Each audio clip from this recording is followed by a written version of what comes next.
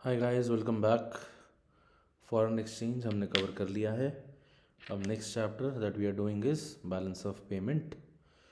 चलिए जी, शुरू करते हैं बैलेंस ऑफ पेमेंट के साथ। तो what is balance of payment?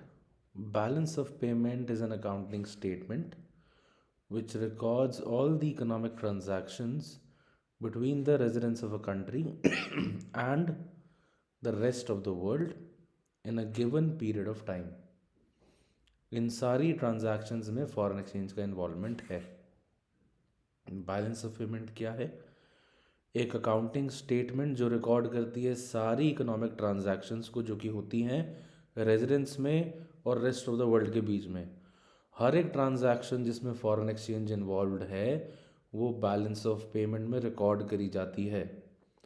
इसी को कहते हैं balance of payment accounting statement which records economic transactions between residents and rest of the world. Right. अब ये रेजिडेंस में क्या क्या आता है?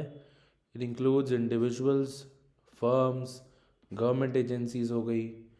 एंड क्या क्या इंक्लूड नहीं होता? डिप्लोमेटिक स्टाफ नहीं इंक्लूड होता, फॉरेन मिलिट्री पर्सनल इंक्लूड नहीं होता, टूरिस्ट नहीं इंक्लूड होते, migratory workers and branches of foreign companies are also excluded. Right. To keep it simple, balance of payment is the transaction between residents and the rest of the world. क्या क्या उस resident में include नहीं होता? Well, to be very honest, exam में ऐसा नहीं पूछा कभी भी और नहीं पूछेंगे, so don't worry about this. Definition पे आप ध्यान दो बस। फिर जी, किस तरह की इकोनॉमिक ट्रांजैक्शंस हैं ये? एक है विजिबल आइटम्स का transaction which is about export and import of goods. फिर आता है export and import of services. Goods को अलग से रिकॉर्ड किया जाता है, सर्विसेज को अलग से रिकॉर्ड किया जाता है। Then remittances received and sent, gifts received and sent, ये सब हो गए आपके यूनिलैटरल गिफ्ट्स या यूनिलैटरल ट्रांसफर्स भी इसको आप कह सकते हैं। देन बोरोइंग्स फ्रॉम अब्रॉड या फिर lendings abroad, sale of assets to foreigners and purchase of assets from foreigners. ये जो भी ट्रांजैक्शंस यहाँ पे लिखी है, हर एक ट्रांजैक्शन से किसी ना किसी तरह फॉरेन एक्सचेंज या तो देश में आ रहा है या तो देश से जा रहा है। राइट. सारी ट्रांजैक्शंस जो फॉरेन एक्सचेंज से रिलेटेड होंगी वो बीओपी में रिकॉर्ड करी जाएंगी। रिमेंबर, बीओपी सिर्फ गवर्नमेंट की ट्रांजैक्शंस को नहीं रिकॉर्ड करता, बीओपी सब रेजिडेंट्स की ट्रांजैक्शंस को रिकॉर्ड करता है, private individuals, private firms, government agencies, सब। देन बीओपी में भी डबल एंट्री सिस्टम यूज़ किया जाता है रिकॉर्डिंग के लिए। डबल एंट्री सिस्टम जिन बच्चों को नहीं पता है, जो बच्चे अकाउंट से वाकिफ़ नहीं हैं, बेसिकली इस अकाउंट की दो साइड्स होती हैं। एक होती है क्रेडिट साइड, एक होती है डेबिट साइड। बीओपी की क्रेडिट साइड रिकॉर्ड करती है वो सब जिससे फॉरेन एक्सचेंज का इनफ्लो होता है। बीओपी की डेबिट साइड रिकॉर्ड करती है वो सब जिससे कि फॉरेन एक्सचेंज का आउटफ्लो होता है। All right. दो साइड्स हो गई, क्रेडिट डेबिट। क्रेडिट इनफ्लो को रिकॉर्ड करेगा, इनफ्लो जैसे कि एक्सपोर्ट ऑफ गुड्स, गुड्स हम एक्सपोर्ट करेंगे, देश में फॉरेन एक्सचेंज आएगा। सर्विसेज को एक्सपोर्ट करेंगे, देश में फॉरेन एक्सचेंज आएगा। Then unilateral transfers received, again inflow. बाहर से बोरो करेंगे तब भी इनफ्लो। एंड अगर हम फॉरेनर्स को अपने एसेट्स सेल करेंगे तब भी फॉरेन एक्सचेंज का इनफ्लो होगा। जिस जिस ट्रांजैक्शन से इनफ्लो होगा फॉरेन एक्सचेंज का वो क्रेडिट साइड पर रिकॉर्ड करी जाएगी, जिस जिस ट्रांजैक्शन से फॉरेन एक्सचेंज का आउटफ्लो होगा वो डेबिट साइड पर रिकॉर्ड करी जाएगी। आउटफ्लो किन किन ट्रांजैक्शन से होगा? इंपोर्ट से, चाहे गुड्स का हो या सर्विसेज का हो।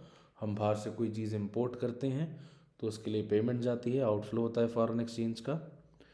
यूनिलैटरल ट्रांसफर्स, जब पेमेंट्स हम करेंगे तो भी आउटफ्लो होगा। हम किसी को बाहर पैसा उधार पे दे रहे हैं या अपना लोन चुका रहे हैं, लोन रीपेमेंट, तो भी आउटफ्लो, एंड एसेट्स अगर हम परचेज करेंगे फॉरेनर्स से तब भी आउटफ्लो, राइट। तो याद रखना है गाइस, बीओपी अकाउंट की दो साइड्स होती हैं, debit side and credit side. Credit side record करेगा इनफ्लो ऑफ फॉरेन एक्सचेंज को, डेबिट साइड रिकॉर्ड करेगा आउटफ्लो ऑफ फॉरेन एक्सचेंज को। आगे बढ़ते हैं, balance of trade. Balance of trade क्या होता है? बैलेंस ऑफ ट्रेड रिकॉर्ड करता है सिर्फ और सिर्फ गुड्स की ट्रांजैक्शंस को। बैलेंस ऑफ ट्रेड रिकॉर्ड करता है export of goods minus import of goods. Balance of trade balance of payment का एक हिस्सा है, राइट। बैलेंस ऑफ ट्रेड एक नैरोअर कॉन्सेप्ट है। Balance of trade, I repeat, BOP का ही हिस्सा है। बीओपी में देखो ये सारी ट्रांजैक्शंस इंक्लूड होती है। बैलेंस ऑफ ट्रेड में सिर्फ ये सीरियल नंबर 1 वाली ट्रांजैक्शन ही इंक्लूड हो रही है। तो ये है बीओटी, जिसमें हम रिकॉर्ड करते हैं सिर्फ export and import of goods. अगर एक्सपोर्ट ज़्यादा होगा इंपोर्ट से, बैलेंस ऑफ ट्रेड पॉजिटिव रहेगा। अगर इंपोर्ट ज़्यादा होगा तो ऑब्वियस है बैलेंस ऑफ ट्रेड नेगेटिव रहेगा।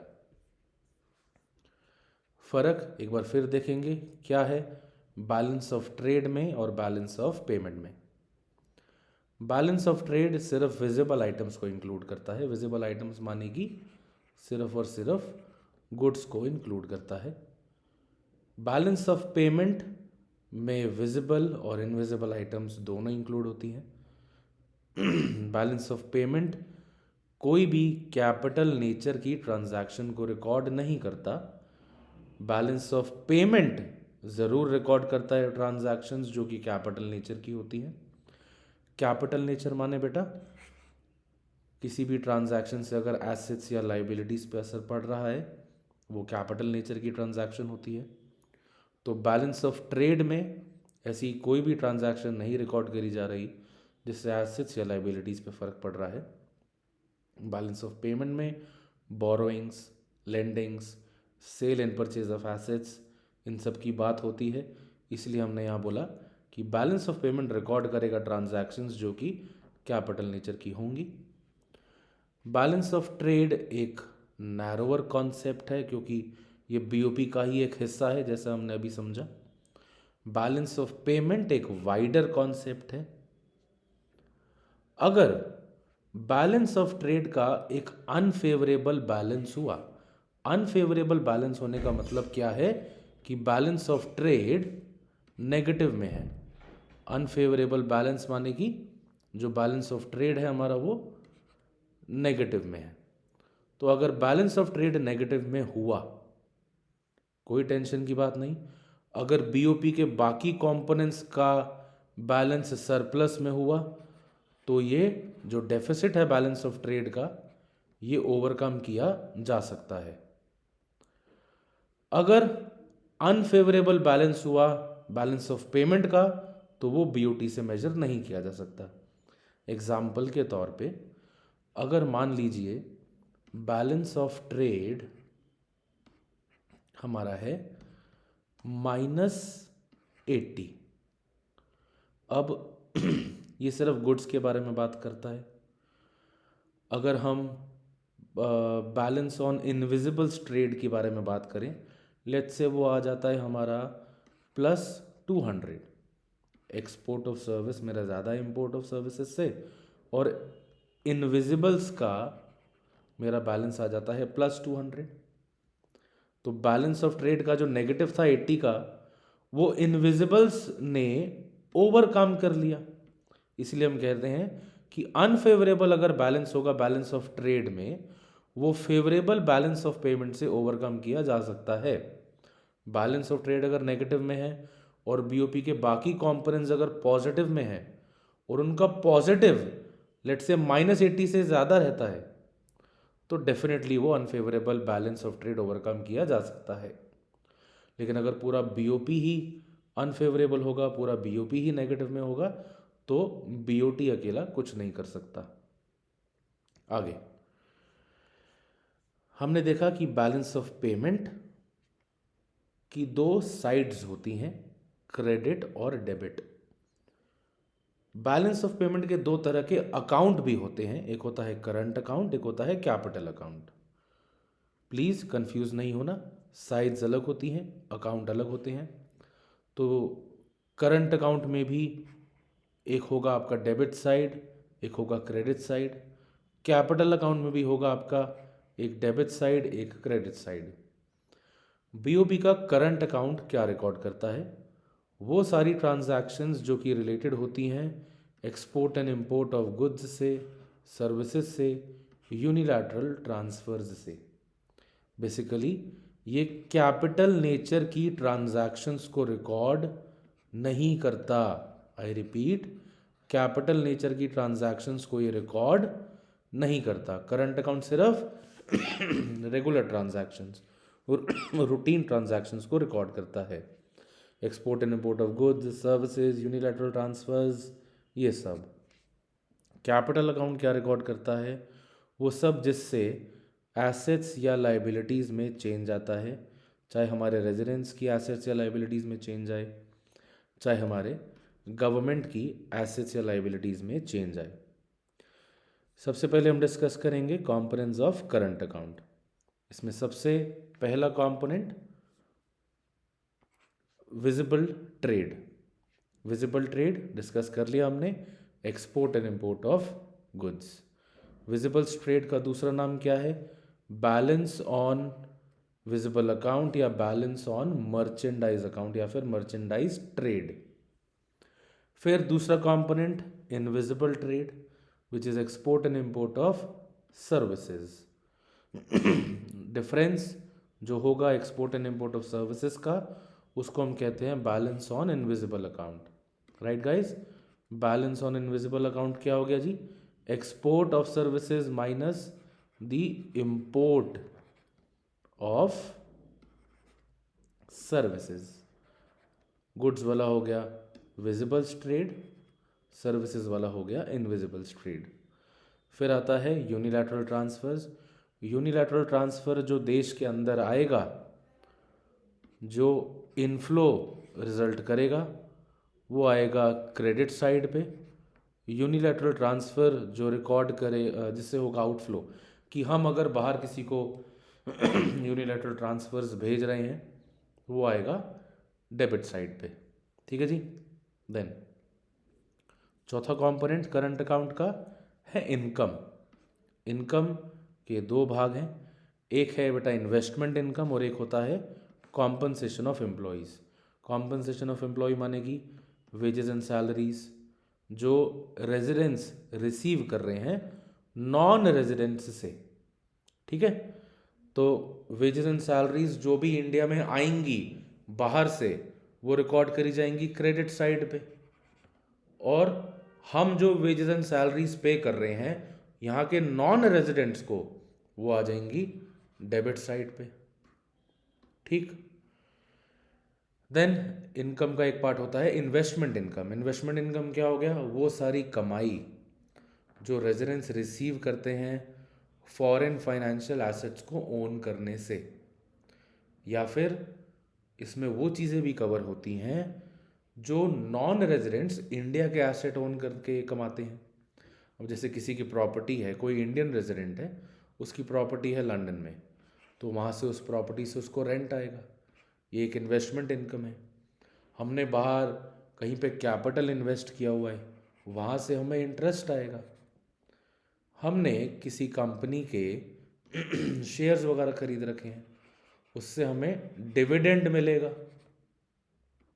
ठीक, तो ये सब हो गया इन्वेस्टमेंट इनकम। इन्वेस्टमेंट इनकम अगर देश में आएगी, वो क्रेडिट साइड पे रिकॉर्ड किया जाएगा करंट अकाउंट के। इन्वेस्टमेंट इनकम अगर देश के बाहर जा रही है, वो डेबिट साइड पे रिकॉर्ड किया जाएगा करंट अकाउंट के। वैसे ही सैलरी एंड वेजेस बाहर से अगर आ रही हैं, credit side, salaries and wages अगर हम किसी को पे कर रहे हैं तो डेबिट साइड। ओवरऑल बैलेंस क्या होगा करंट अकाउंट का?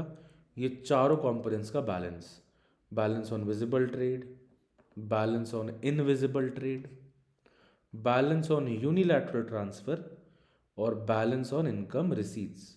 ये बैलेंस वर्ड का मीनिंग आपको अब तक क्लियर होना चाहिए। बैलेंस वर्ड माने कि इनफ्लो माइनस आउटफ्लो, ठीक है। तो हम देखेंगे जो भी टोटल इनफ्लो हुआ है हमारा करंट अकाउंट में से, उसमें से माइनस कर देंगे जो भी आउटफ्लो हुआ है टोटल करंट अकाउंट से। ये इनफ्लो माइनस आउटफ्लो करके हमें मिल जाएगा हमारा बैलेंस ऑन करंट अकाउंट, ठीक है जी। ये थे कंपोनेंट्स ऑफ करंट अकाउंट। आगे बढ़ते हैं components of capital account. Components of capital account में सबसे पहले borrowing and lending. Private sector जो है हमारी कंट्री का, इसको भी शॉर्ट टर्म या लॉन्ग टर्म फॉरेन लोन्स मिलते रहते हैं। अगर हम बाहर से पैसा बोरो करेंगे या अगर हमारी गवर्नमेंट या कोई भी इंस्टीट्यूशन बाहर से पैसा बोरो करेगी तो वो कैपिटल अकाउंट में बोरोइंग एंड लेंडिंग में क्रेडिट साइड पर रिकॉर्ड किया जाएगा। और अगर हम पैसा बाहर उधार दे रहे हैं तो आउटफ्लो होगा, जिसका मतलब कि डेबिट। तो क्रेडिट में जब हमने पैसा बोरो किया तो क्रेडिट में आएगा, जब हम पैसा उधार दे रहे हैं तो डेबिट में आएगा। या फिर अगर हम कोई पुराना लोन चुका रहे हैं, रीपेमेंट कर रहे हैं फॉरेन लोन का, वो भी डेबिट में आएगा। ये हो गया पहला कंपोनेंट कैपिटल अकाउंट का। दूसरा कंपोनेंट इन्वेस्टमेंट।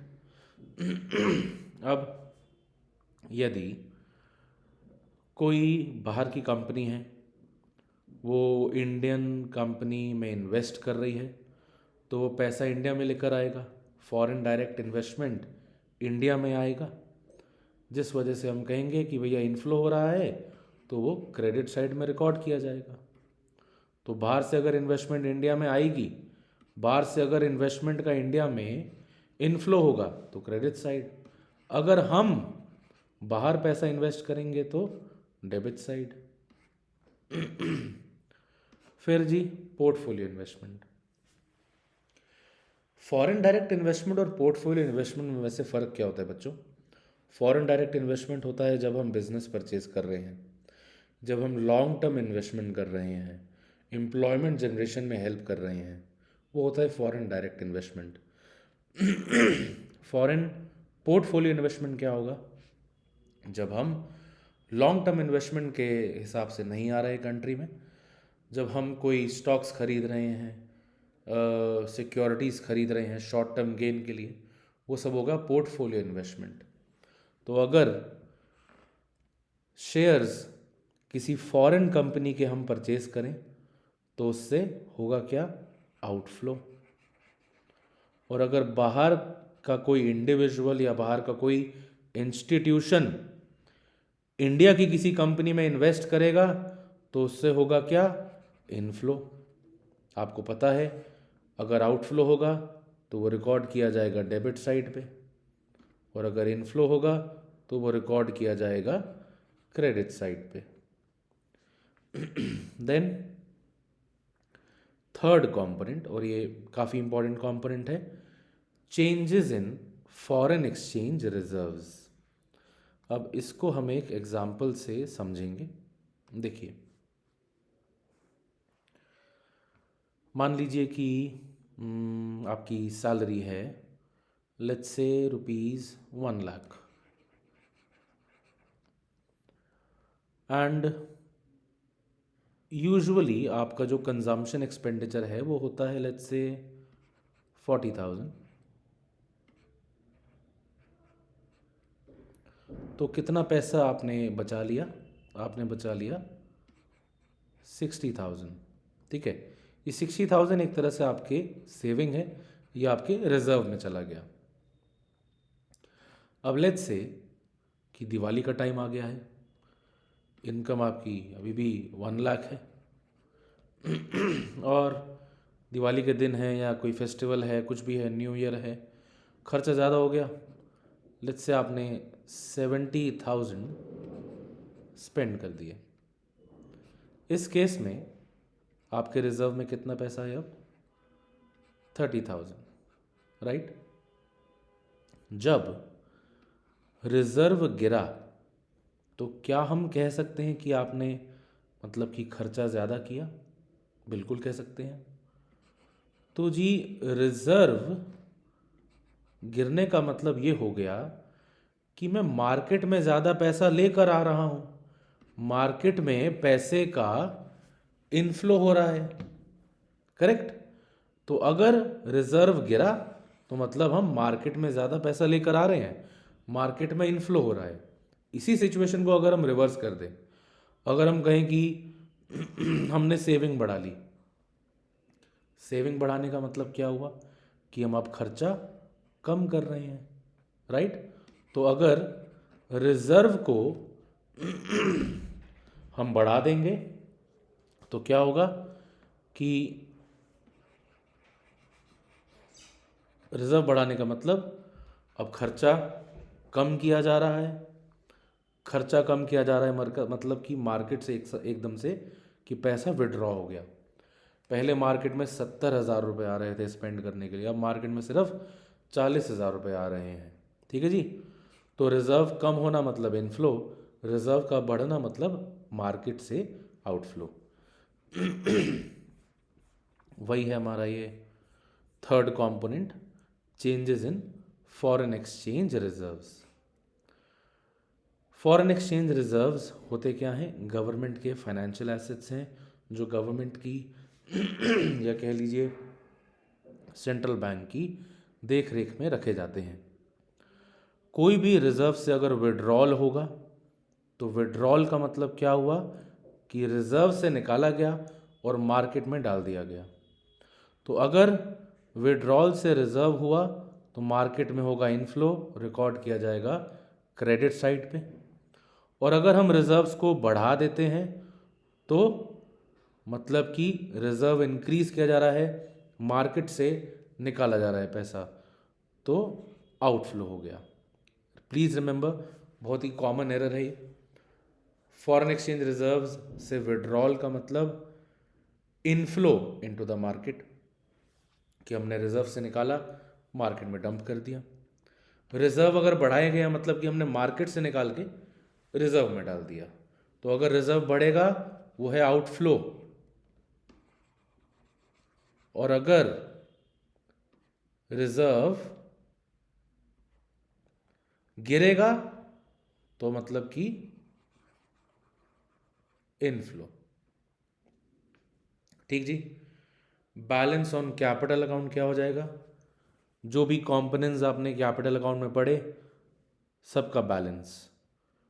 तो जी investments from abroad, borrowings from abroad, decrease in foreign exchange reserves, ये सबको ऐड कर देंगे। ये तीनों चीज़ें क्या काउंट करती हैं? ये तीनों चीज़ें काउंट करती हैं फॉरेन एक्सचेंज का इनफ्लो। ये तीनों चीज़ें रिकॉर्ड करी जाती हैं क्रेडिट साइड पे। माइनस कर देंगे वो सब जो कि डेबिट साइड पे लिखा जाता है कैपिटल अकाउंट में, जैसे कि लेंडिंग्स टू अब्रॉड माइनस हो जाएगा, इन्वेस्टमेंट टू अब्रॉड माइनस हो जाएगा, और increase in foreign exchange reserve भी माइनस हो जाएगा। ये सब total of inflows minus the total of outflows, उससे आ जाएगा हमारे पास बैलेंस ऑन कैपिटल अकाउंट, ठीक जी। एक बार डिफरेंस देख लेते हैं करंट अकाउंट और कैपिटल अकाउंट में। Current account transactions bring a change in the current level of country's income। मतलब कि export import of goods and services की अगर हम बात करें तो उससे देश का इनकम लेवल ऊपर नीचे होता है। हम ज़्यादा एक्सपोर्ट करेंगे तो देश की इनकम बढ़ेगी, ज़्यादा इम्पोर्ट करेंगे मतलब खर्चा ज़्यादा हो रहा है, इनकम घट रही है एक तरह से। और कैपिटल अकाउंट क्या रिकॉर्ड करता है? वो सारी ट्रांजैक्शंस जिससे कैपिटल स्टॉक पे फ़र्क पड़ता है, माने कि जिससे कि एसेट्स या लाइबिलिटीज़ पे फ़र्क पड़ता है। करंट अकाउंट एक फ्लो कॉन्सेप्ट है और कैपिटल अकाउंट एक स्टॉक कॉन्सेप्ट है। फ्लो कॉन्सेप्ट, क्योंकि भैया ये रिकॉर्ड करता है वो सारी ट्रांजैक्शंस जो हम over a period of time measure करते हैं कि साल में कितना एक्सपोर्ट हुआ, साल में कितना इंपोर्ट हुआ, कितना टोटल यूनिलैटरल ट्रांसफ़र हमने बाहर भेजा या बाहर से आया, या फिर कितना सैलरी एंड वेजेस पूरे साल अर्न किया। कैपिटल अकाउंट एक स्टॉक कॉन्सेप्ट है, क्योंकि ये चीज़ों को मेजर करता है at a particular point of time, इसलिए कैपिटल अकाउंट एक स्टॉक कॉन्सेप्ट है। थर्ड डिफरेंस कंपोनेंट्स का हो गया। Current account is visible trade plus invisible trade plus unilateral transfer, और इसमें हम प्लस कर सकते हैं इनकम। कैपिटल अकाउंट सारी private transactions, official transactions, banking capital, foreign direct investment या पोर्टफोलियो इन्वेस्टमेंट। आप सिंपली बोरोइंग एंड लेंडिंग भी लिख सकते हैं, investments to and from abroad लिख सकते हैं, changes in foreign exchange reserve भी लिख सकते हैं, राइट। ये थे differences between current account and capital account. Guys, this is the lecture 1 for BOP. Next class में we'll discuss accommodating and autonomous items, और थोड़ा बहुत BOP disequilibrium के बारे में भी हम डिस्कस करेंगे। That is all for today. Thank you so much. Sorry for my voice. थोड़ा खांसी वासी हो रहा है guys. Please make sure that you like it. Please make sure that you share it. Thank you so much. All right.